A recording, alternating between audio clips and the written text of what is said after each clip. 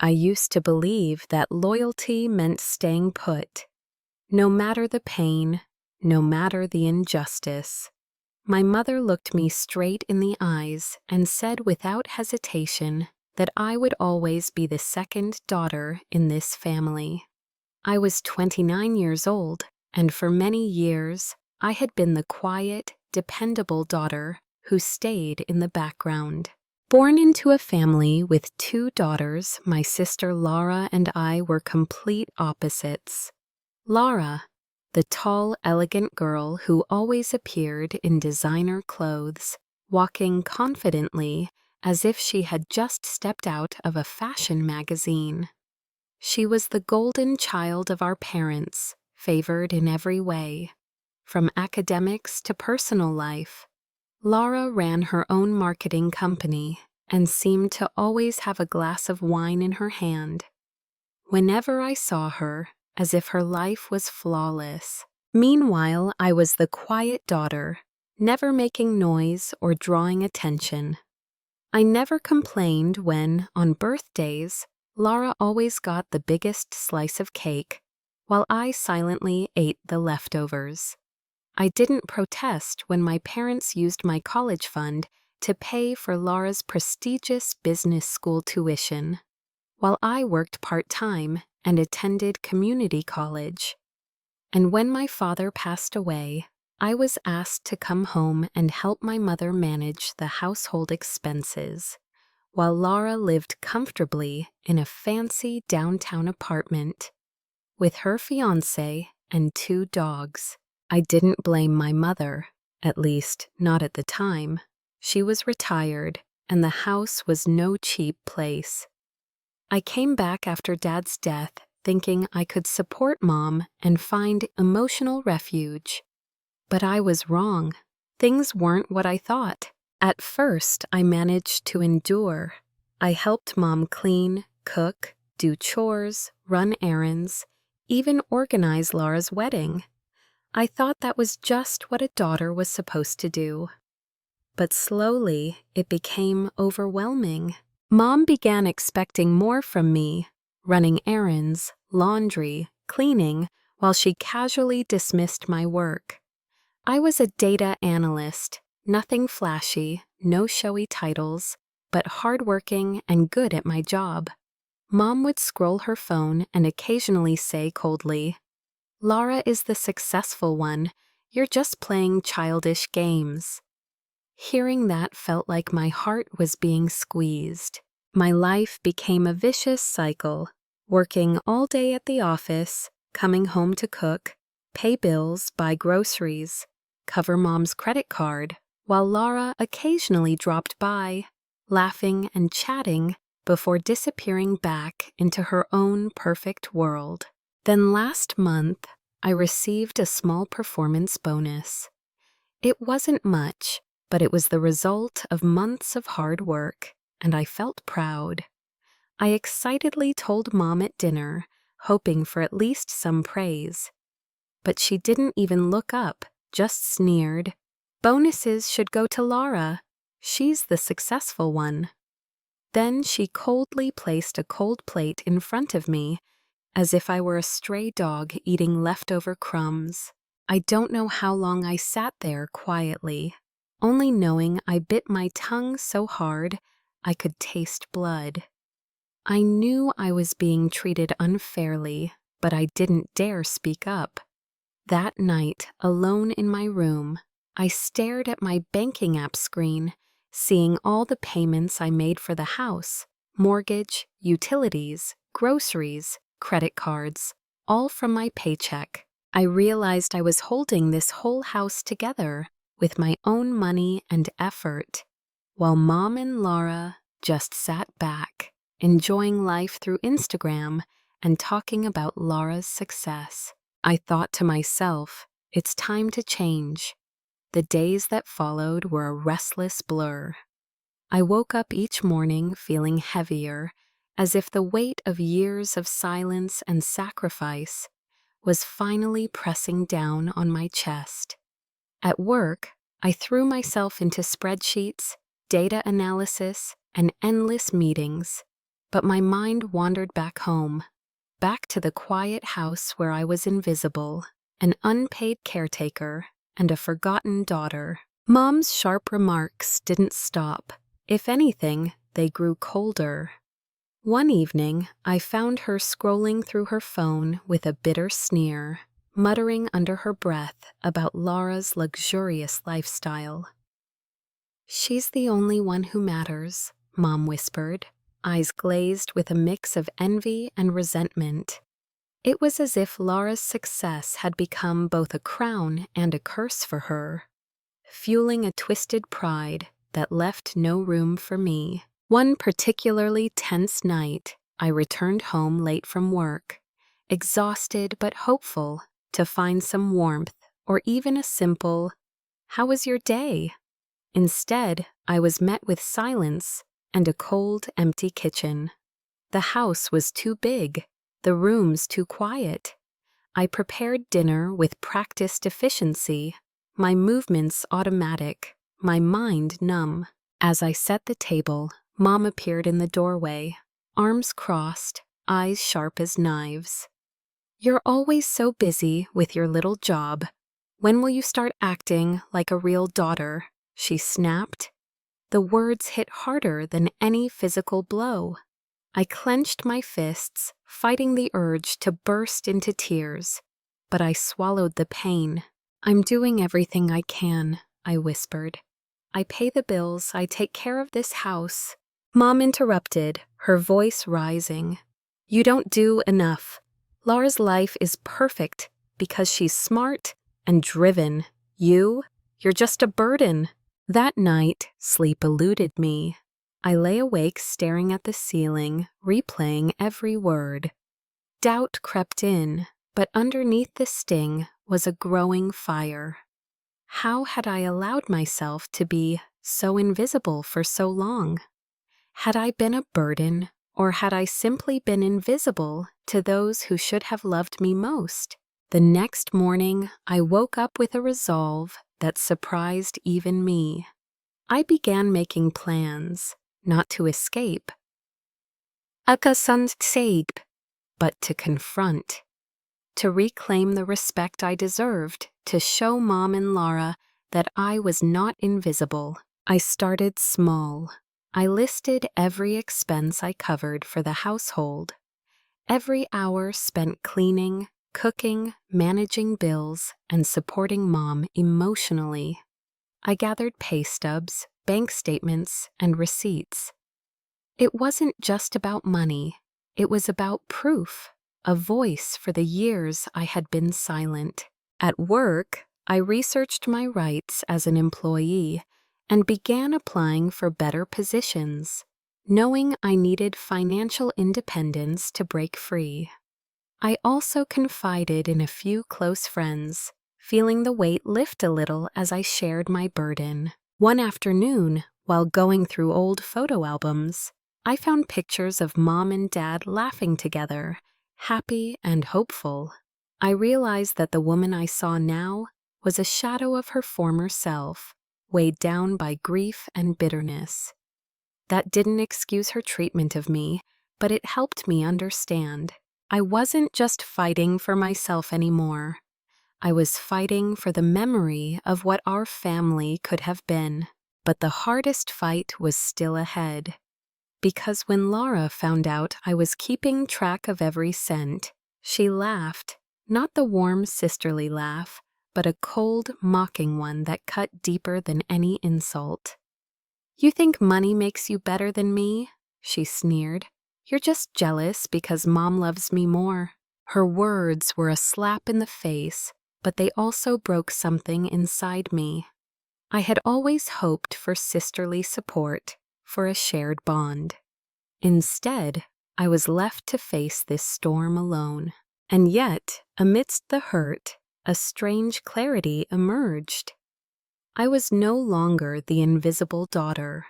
I was someone who had seen the cracks beneath the surface and was ready to break free. The tension in the house was unbearable. Every conversation felt like walking on a tightrope, where one wrong word could ignite a firestorm. I tried to keep my distance, hoping that the silence would soften the edges of our fractured family. But silence only made the cracks grow wider.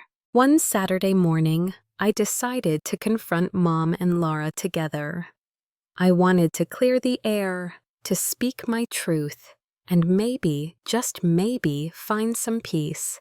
I found them sitting in the living room, the afternoon sun casting long shadows across the floor. Mom's face was set in its usual stern expression, while Laura was scrolling on her phone, barely acknowledging my presence. Taking a deep breath, I started. I've been keeping track of everything. The bills, the housework, the money I put in. I'm tired of being invisible and taken for granted. Mom's eyes flashed with anger. Invisible? You? After everything I've done for this family? Laura looked up and sneered. What do you want? Sympathy? Money? You'll never be enough for us. Her words cut deep, and for a moment I felt myself break. But then something inside me snapped. I realized I had been holding back for too long, swallowing my pain and doubts. Now was the time to stand up. No, I said firmly. I want respect.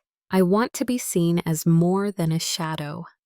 I'm tired of living in your shadow, of being compared to Laura, and coming up short. The room fell silent. Mom's face softened for a fleeting second before hardening again, while Laura rolled her eyes and muttered something under her breath. That evening, I packed a small bag and stepped out into the cool night air.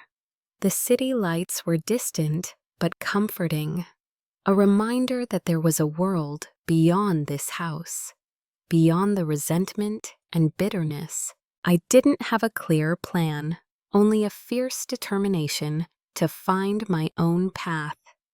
I called a friend who offered me a temporary place to stay, and for the first time in years, I felt the possibility of freedom.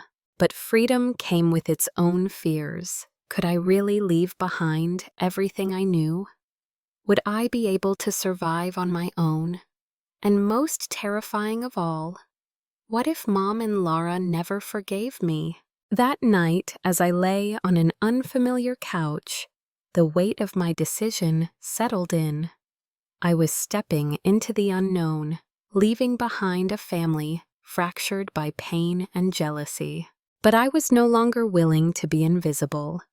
It was time to reclaim my life on my own terms. The first few days after leaving home felt like waking from a long, suffocating dream.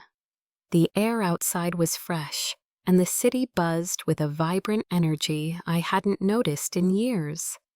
But underneath that excitement lurked a deep uncertainty that gnawed at me. My friend's apartment was small but cozy. She welcomed me with a warm smile and a spare key, but I could see the worry behind her eyes. "It's a lot to take in," she said gently, "but you're strong. You'll figure it out." I wanted to believe her. I really did. The nights were the hardest. Alone in a strange place, the silence was deafening. Memories of home, the shouting matches, the cold glances, the moments when I felt completely invisible, would creep in, uninvited. I'd lie awake, replaying every harsh word, every bitter look, wondering if I'd made a terrible mistake. Yet, every morning I forced myself out of bed with a fragile hope. I started searching for a job, telling myself that earning my own money would be the first step toward independence. Days turned into a week. I sent out resumes, went to interviews, and learned how to navigate the labyrinth of adult responsibilities, paying bills, grocery shopping, managing time. The freedom felt intoxicating but also overwhelming. One afternoon, while walking through a crowded market, I bumped into someone I never expected to see, Laura. She looked surprised but quickly masked it with a sarcastic smile. "Well, look who's finally grown a backbone," she said, her voice dripping with mockery. I felt my heart pound, a mixture of anger and sadness flooding through me. "I'm not here to fight," I said quietly. "I just wanted to move forward." Lara scoffed and turned away, but the encounter left me shaken. Despite everything, a part of me longed for her approval, for the family we once pretended to be. That night, I called Mom. Her voice was cold. Cold, distant. "Why did you leave? We could have fixed things." "I tried," I whispered, but I needed space to find myself. The conversation ended abruptly, and I was left holding the phone, tears streaming down my face. The love I craved was tangled in anger and pain, but beneath the heartbreak, a spark remained. Hope. Hope that someday, maybe, we could heal. For now, I had to focus on building my own life, brick by brick, learning to trust myself again. Weeks had passed since that difficult phone call with Mom. The weight of fractured relationships pressed heavily on my chest, but something inside me was slowly shifting. The loneliness I once feared began to transform, not into despair, but into quiet strength. Each morning I woke up with a renewed determination to carve out a place where I belonged. I had taken a job at a small bookstore nestled between towering office buildings. It wasn't glamorous, but it was mine. Surrounded by shelves bursting with stories, I found solace in the written word, a temporary refuge from the chaos of my own life. My co-workers were kind, if a little reserved. There was Mr. Hayes, an elderly gentleman who wore thick glasses and always greeted me with a gentle nod. And Mia, a college student with a quick smile who shared my love for poetry. They became my small circle of support, reminding me that connections could be gentle and uncomplicated. One evening after work, as the city lights flickered on, I found myself wandering to the nearby park. The sky was painted in hues of purple and orange, and the crisp air carried the scent of blooming jasmine. Sitting on a worn wooden bench, I let the silence envelop me, not the suffocating silence of before, but a peaceful pause. In that moment, I realized how far I had come. I was no longer the scared girl who ran away from home. I was a woman learning to stand on her own, bruised but unbroken. But even as I embraced this newfound resilience, doubts still whispered in the corners of my mind. Would I ever be able to rebuild what was broken? Could the wounds of the past ever truly heal? For now, those questions could wait. I closed my eyes and breathed deeply, letting the cool evening air fill my lungs. Tomorrow was a new day, a chance to write my own story, one page at a time. The weeks continued to flow like a river, carrying with them the inevitable tides of pain, hope, and to change. After months of solitude and self-reflection, something inside me began to stir, a fragile but undeniable desire to heal the wounds that had torn my family apart. One rainy afternoon, as droplets tapped rhythmically against my apartment window, I found myself staring at an old photograph. It was a picture of my family, taken years ago when smiles were easy and love was simple. For the first time in a long time, I felt a gentle ache, not just for what had been lost, but for the possibility of what could be restored. Forgiveness wasn't easy. It demanded courage. I wasn't sure I had. It meant facing the pain head-on, acknowledging the mistakes, and letting go of the bitterness that had held me captive. But I realized something vital. Forgiveness wasn't about excusing the past or forgetting the hurt. It was about freeing myself from the chains of resentment so I could move forward. I reached out to Mom that day. My hands trembled as I typed a message, unsure if she would respond. When her reply came, a simple "I'm here," a rush of emotions overwhelmed me. It wasn't an immediate reconciliation, but it was a beginning. In the following weeks, we started talking more openly, slowly rebuilding trust with each vulnerable conversation. I learned that beneath her own fears and regrets, Mom had also carried a heavy burden of love and pain. Our shared struggles no longer felt like walls between us, but bridges waiting to be crossed. This journey taught me that healing is not linear.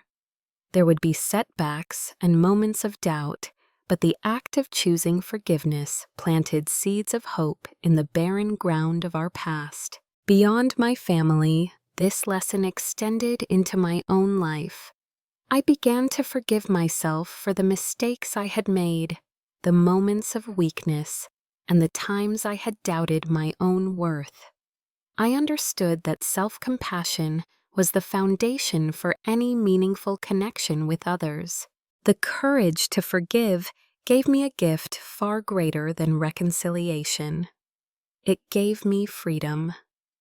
Freedom to love without fear, to embrace imperfection, and to believe in the power of new beginnings. Value of the story. This chapter highlights the profound strength found in forgiveness, not only towards others, but also towards oneself. It reveals that healing relationships requires vulnerability, patience, and courage. Forgiveness doesn't erase the past, but empowers us to reclaim our peace and create hopeful futures.